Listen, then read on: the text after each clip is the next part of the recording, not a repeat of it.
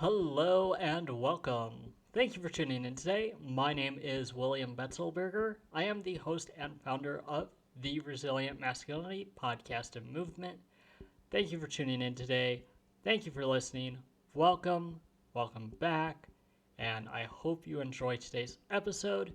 If you do, please leave a rating, subscribe, share, engage, and truly share this to someone who you think could have a good listen to it, who would be encouraged or inspired by it, so that we can continue to equip the men in our lives, our fellow brothers, our fellow uh, masculine, resilient men, so that they can be capable, resilient men in their families, in their communities, in their businesses, and their churches.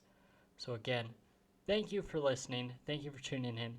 Today, we're going to talk about why simply being conservative is not enough. And what do I mean by that? And of course, right as I said conservative, about half the audience left, right? Because probably half the people listening to this may not always identify themselves as conservative. I do identify towards conservatism because I believe there's something left to conserve. Although I do have a bit, maybe a little bit more libertarian in me as well. I generally like to be left alone. That being said, my chief complaint with libertarianism is it's really just a derivative of humanism. I do believe there is moral law. I believe that there is just law. Um, let's not devolve into anarchy, right? And of course, I know that's not all libertarians. Just that is a generalized, I guess, end to their ideology. So what do I mean when I say being a conservative is not enough? I mean that Jeremy's razors, for as good as they are, as solid of an ad as that was, it was also bad. Because something that the folks at the Daily Wire may not have calculated, may not have taken into account, or maybe they did.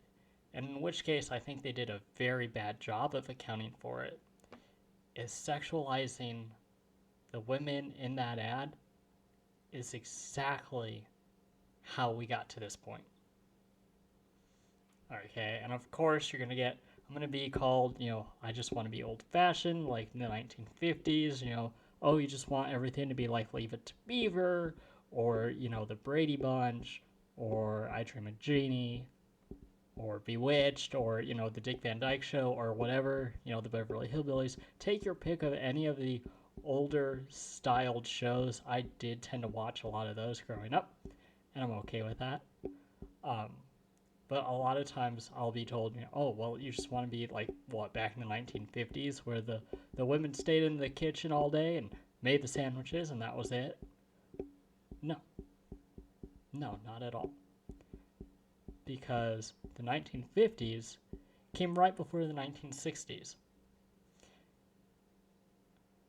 Yeah, I know, shocking. It really did. The 1950s came before the 1960s. So whatever was being peddled in the 50s gave birth to the 60s. We see the sexual revolution in the 60s. We see I would say, the start of the decline of the American society, because we lost our dedication to our founding. And our true founding was a Christian nation. And why would I say that? Because I believe being conservative is not enough.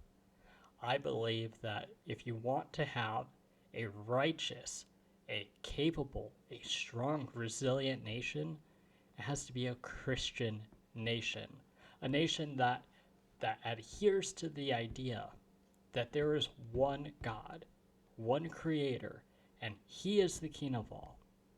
And because He is the King of all, we are subject to Him and His laws. And we don't make our own laws. We follow His laws, His rules. and we do not bend the knee to the woke ideology that you can be whatever you want to be, that, if you're a boy, little Timmy can become little Susie, and little Susie can become little Timmy. No, that's not how this works. That is not how this works. I am not advocating for theocracy, however. I am not saying that we need a Christian nation by force. Okay? That is not how Christianity works. That is how the Spanish Inquisition happened, which was a horrible, horrible misstep on the part of the Catholic Church. That was horrid. Nowhere in the Bible does it allow for a nation to conquer another nation and say, you are Christian now. Now go, you heathens, ye savages, and become Catholic. No, it doesn't say that. It's a horrible, horrible misrepresentation of the gospel. And just absolutely atrocious. Nowhere should it have ever happened under the name of Christ. That being said, it did. It did happen. I can't go back in history and rewrite it. History is not here to be my friend. It is here to be my teacher. Therefore, we shall learn from it. And learn from it we shall. So instead of thinking of a theocracy, I would say think of it as a Christian society. And what I mean by that is a society with enough people who genuinely believe in God as king. Leavening. Okay, the idea in the Bible is that, even a little bit of yeast leavens the dough, right? It permeates the dough, and it makes the bread better. It makes the bread. Same thing with a Christian nation. It's not that everyone's going to be Christian, but it's that there's going to be enough Christian influence to genuinely bring about a good, moral, righteous society. And that is what we had at the beginning of this nation. That is truly what this nation was founded on or to be like. Okay, you had the majority of our Congress, the majority of our patriots, our founding fathers, were deists and Christian. I'm related to one of the signers, Benjamin Rush, signers, I believe, of the Declaration of Independence. I don't believe the Constitution. I think it was the Declaration of Independence. But he said he was called an aristocrat and a Democrat, but he just wanted to be known as a Christocrat. And I agree with that. Liberal, conservative, libertarian, Republican, Democrat, those things mean nothing. Those things mean nothing. My political ideology is based off of one thing and one thing only, and that is that there is one God, there is one King, his name is Jesus, and that one day every knee will bow in heaven and on earth and under the earth. Every tongue will confess that Jesus Christ is Lord. Now, since I talk to a primarily Christian audience, and this is primarily a Christian podcast, that shouldn't come to a shock to many who listen to this. Now, maybe you're not a Christian and this message turns you off. That's okay. Go ahead. You don't have to keep listening. Or if you're intrigued, go ahead and keep listening. I'd like to hear your thoughts and your comments and genuinely have a good conversation with you. Now, this is, of course, to my fellow Christians. What does this mean? How can we make a Christian society? And specifically as men, since we are called to be the spiritual leaders of our households, we're called to be the spiritual shepherds, right? I pastor my wife. Even though I'm not a ordained minister, I still am called to pastor my wife and pastor my children, Lord willing that we have them. Lord bless us. And okay, that's our responsibility. How do we do that? How do we make a society, a culture, Christian or Christian again? And that's going to be different. The answer is the same and it's different. If you're starting out, you start by finding a community, a true community of Christians. Start with your church.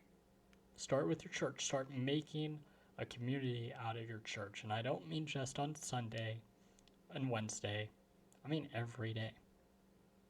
Every day, talk to each other, meet together, have meals together, share economies with each other, spend money with each other. My wife sells baked goods, your husband can help me rake leaves, stuff like that. Like, build our own communities. Start with your church. Start with other Christian business owners. Okay, there's a Christian man in the local area who I want to have on the podcast one day. Several, actually. One is a farmer who my parents got meat from, and I want to get meat from as well. I want to support him and his family. One of my previous places of employment was employed by a Christian man who ran a coffee shop, and I want to have him on here. There's Christian leaders that I'd love to have on, pastors, elders, men who lead in the community, who are professing Christians, and I want to have them on so that we can discuss more what it means to be a man. What does it mean to lead, both in a spiritual setting, but also in a everyday setting? As a Christian man, how does that dictate how you run a business? For example, the Christian farmer, how does he treat his animals? How does he treat his livestock? How does he treat his crop? Does he use hormones? Does he not use hormones? Does he use fertilizer, or is he organic? How does he view customers? What is ethical farming? What is sustainable agriculture? We hear a lot about agricultural being unsustainable. What about sustainable agriculture? How do you balance that with good stewardship of the resources God gave you and making a profit? Are those two opposed ideas, or can they be, complementary? Same with the coffee shop. How can you serve your customers as a Christian? And is that ethical to charge them X amount for a cup of coffee? Those are the questions. Those are the discussions I seek to have on this podcast as we grow, as I get better at this, right? This is a learning process for me. I need to learn how to become a better podcaster, a better host. And also, as we grow, we get better equipment, we can host better things.